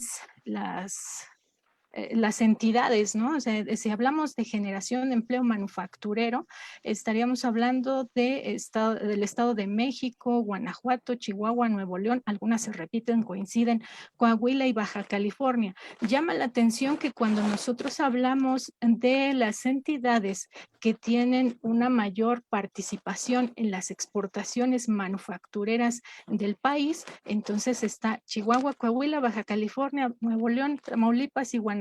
O sea, tenemos norte y centro también.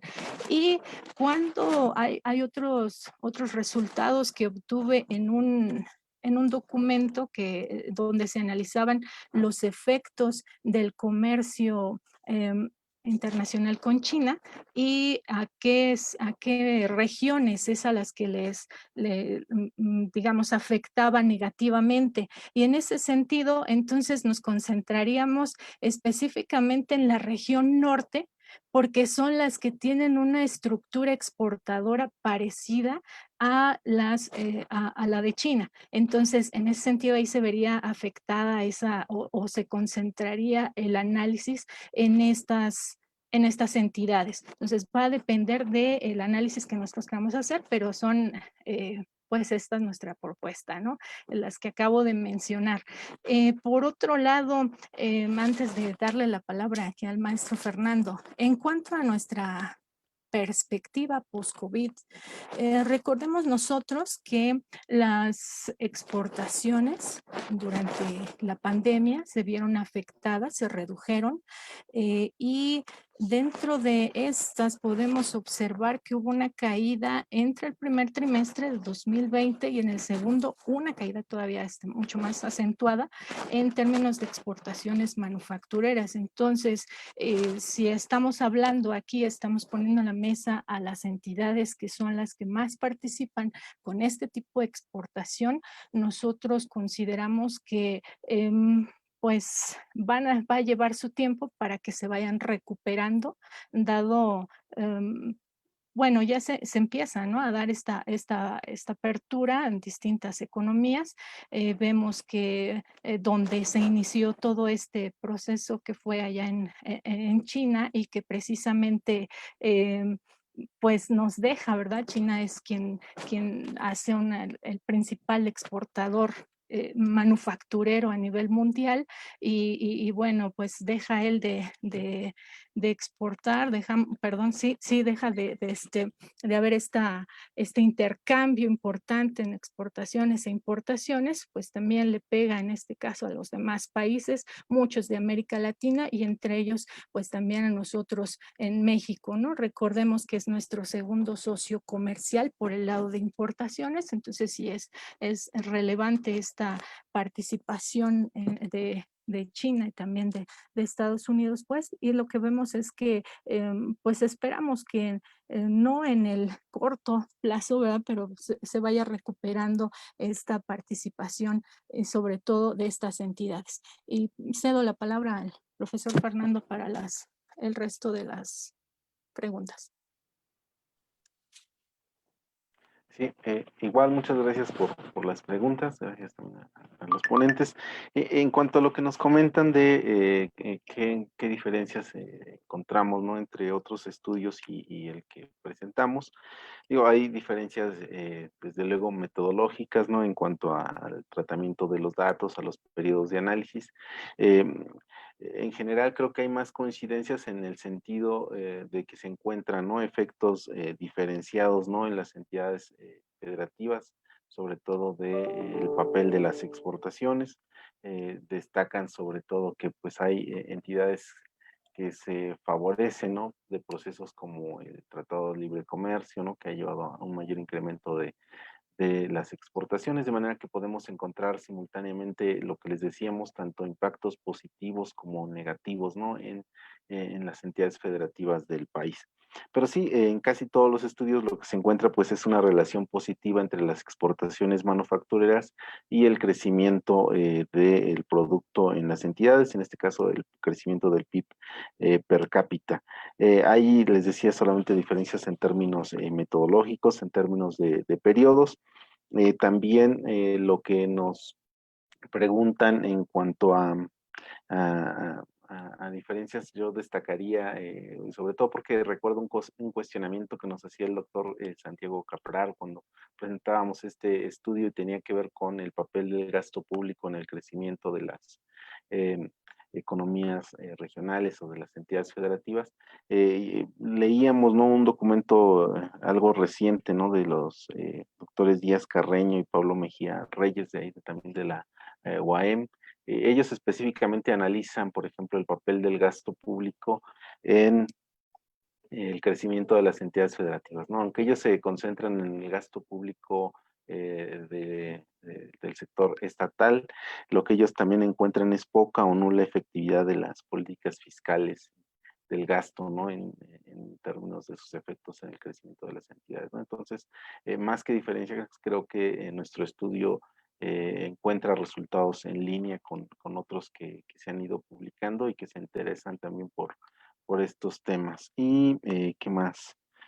Nos preguntaban, creo que con eso damos respuesta de las entidades que recomendamos, ya nos comentó la doctora, de la perspectiva post-COVID, pues también agregar nada más que esperamos pues que estos efectos diferenciados se mantengan, ¿no? Vean que las caídas o las mayores caídas en términos de producto y exportaciones, pues obviamente se presentan en las entidades que están más expuestas a estas o más involucradas en estas dinámicas, ¿no?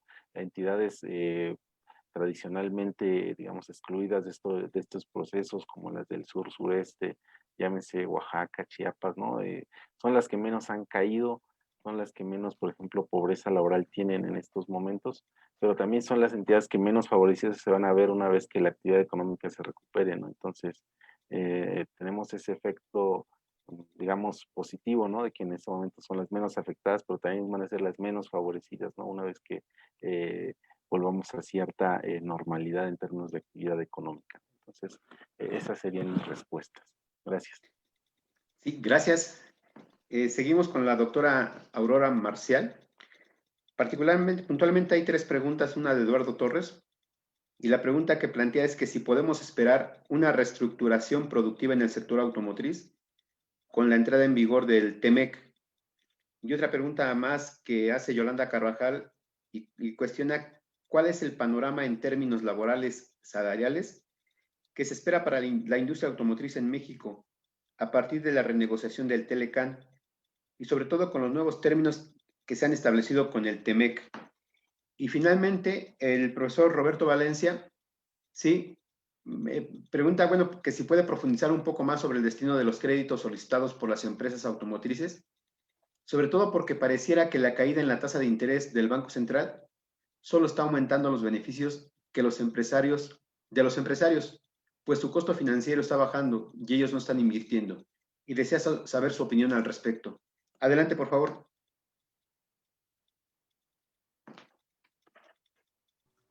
Sí, muchas gracias. Espero no extenderme demasiado y poder cubrir todas sus amables preguntas.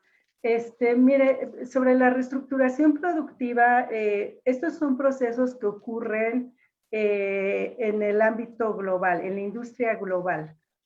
Cuando hablamos de reestructuración productiva, generalmente en México aterrizan movimientos que empiezan a gestionarse desde las matrices y sobre los principales países donde esta industria funciona, y generalmente tienen que ver, estas reestructuraciones tienen que ver o con producto o con procesos o con sistemas organizacionales.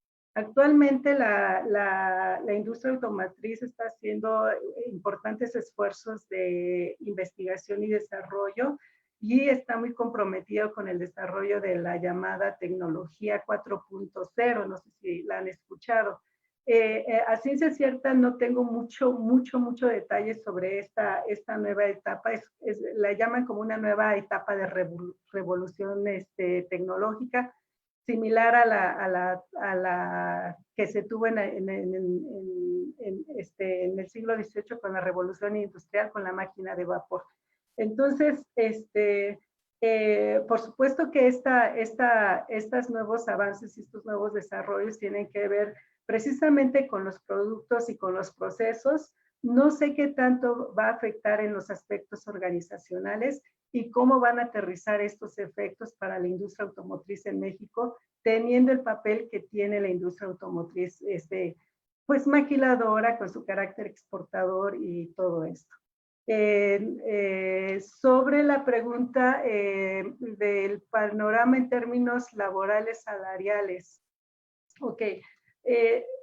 También ya se ha dicho que sí, el nuevo TEMEC tiene por ahí una exigencia de los salarios de $16, pero este requerimiento es para ciertas partes automotrices o el contenido de un auto, el 40-45% del contenido del auto debe de estar fabricado en áreas que paguen este tipo de salario. No se tienen demasiadas expectativas sobre que esto vaya a generar una revolución sobre los esquemas laborales y salariales en México, dado que la producción de ciertas partes que puedan cumplir con estas exigencias simplemente pueden ser relocalizados en otras áreas, justamente también de libre comercio. Entonces, en este sentido, yo más bien consideraría que podría tener un efecto mayor las modificaciones que se avecinan con la eliminación del outsourcing. A mí me parece que podría esperar movimientos más profundos.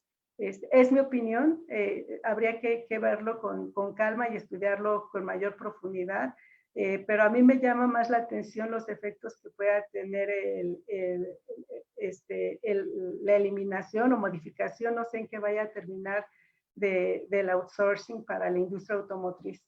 Y otra pregunta que me hicieron fue la de la baja de tasa de interés y para nada más ahí, supongo que hablaba de los créditos que están solicitando en México o en la industria en global.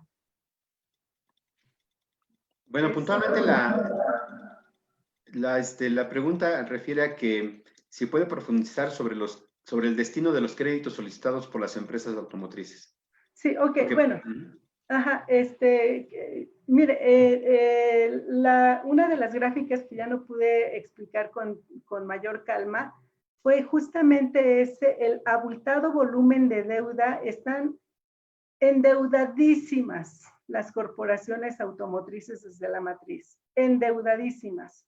Entonces, de acuerdo con la teoría de la empresa, los proyectos de inversión que se emprenden pueden emprenderse con recursos propios, es decir, con reinversión de ganancias, con préstamos, puede ser de la banca, o con recursos financieros, es decir, emitiendo deuda vía bonos o papel comercial en los mercados financieros.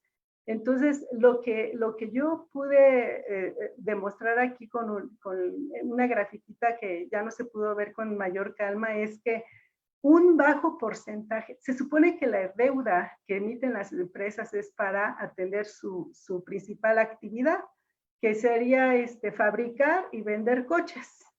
Entonces, nuevas plantas, nuevos procesos, tecnologías, lo que ustedes quieran, pero el negocio principal es producir y vender coches, y para eso básicamente tendría que recurrir en deuda una empresa cuando no cuenta con recursos propios. Sucede que la industria automotriz tiene una abultadísima deuda, pero solamente los porcentajes de los chiquitos que les mencioné, Ford, por ejemplo, que no rebasa el 10% de la deuda que emite, ni el 10% de la deuda que emite, se destina a inversión operativa, a proyectos de inversión. Entonces, lo que sí se observa es que se utiliza la deuda que se emite, los montos son muy similares con los montos que hacen de repago de deuda. Han entrado en una dinámica que Minsky caracterizó como financiamiento tipo Ponzi, emitir deuda para repagar deuda. Y justamente por eso no se observa que haya mayor inversión. Pues ¿a dónde se van los créditos? A pagar deuda, mayormente a pagar deuda. Y justamente las bajas de las tasas de interés, pues efectivamente están beneficiando a los empresarios, porque pues con los niveles de deuda que tienen viene a ser un respiro para ellos, y no tanto que sea un respiro para emprender nuevos proyectos de inversión, no, es para poder, son mejores, pues mayores posibilidades de poder estar repagando, seguir en esa dinámica, pero también para seguir haciendo operaciones financieras. De eso ya es tema de otra ponencia. Seguir recurriendo o seguir haciendo operaciones financieras, porque también de allí obtienen beneficios muy redituables. También en la ecuación que les mostré de el poder del accionista igual a rendimientos igual a dividendos. Dividendos se obtienen de la estructura productiva, sector productivo, más ganancias de capital, justamente este intercambio de compra-venta de acciones que ocurre en los mercados secundarios financieros y que también de ahí tienen una importante fuente de ingresos financieros. Espero haber logrado responder y muchas gracias por sus preguntas. Gracias, Aurora. Ya finalmente, para cerrar esta sesión de preguntas y respuestas, le dejaré la palabra brevemente al profesor Santiago Capraro, quien quiere hacer algún comentario muy breve al trabajo de Lesbia, ¿no? Y para posteriormente ya dejar la palabra al profesor Roberto Valencia para finalizar el evento. Adelante, por favor, profesor Santiago.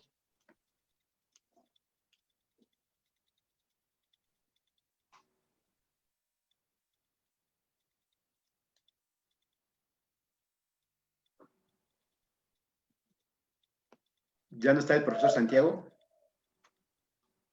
Perdón, estaba con el micrófono apagado. Te agradezco mucho al doctor Leobardo, felicito a los tres ponentes, excelentes trabajos, la verdad. Y no, tenía una pregunta para cada uno de los ponentes, pero me voy a concentrar en esta para Lesbia y para el maestro Fernando, que es la siguiente. Después de escucharlos, me han convencido de sus argumentos acerca de el choque negativo que puede tener el gasto público, y lo que les recomendaría, a ver si lo toman o no, es que el efecto puede ir a través del tipo de cambio real, porque si las remesas y el gasto público están teniendo un efecto negativo, puede ir por el efecto del tipo de cambio real en cada uno de los estados. Entonces, la pregunta sería si eso les parece pertinente, por un lado, y luego la otra cuestión, y si quieren responder los otros ponentes también, el problema que tiene México de estancamiento es el problema que tienen los estados del sur. Los argumentos sobre la inversión extranjera directa y sobre el desarrollo exportador, ¿cómo se podría aplicar para desarrollar los estados de Guerrero, Chiapas y Oaxaca particularmente? Esa sería. Y bueno, muchas gracias al doctor Leobardo por participar.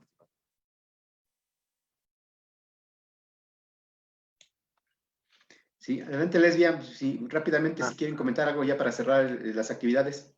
Sí, no, gracias.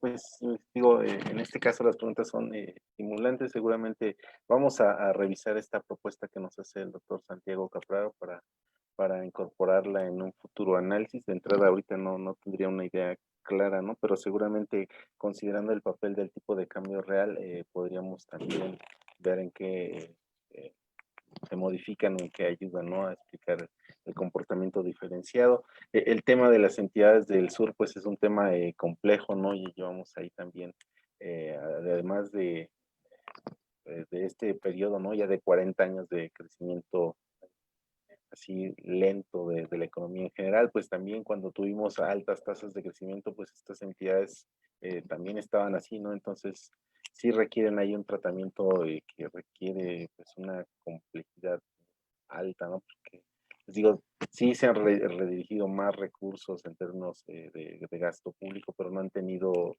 no son suficientes, ¿no? No han tenido un buen uso, ¿no? Ahí está el tema de la corrupción, que seguramente tiene algo que ver, ¿no?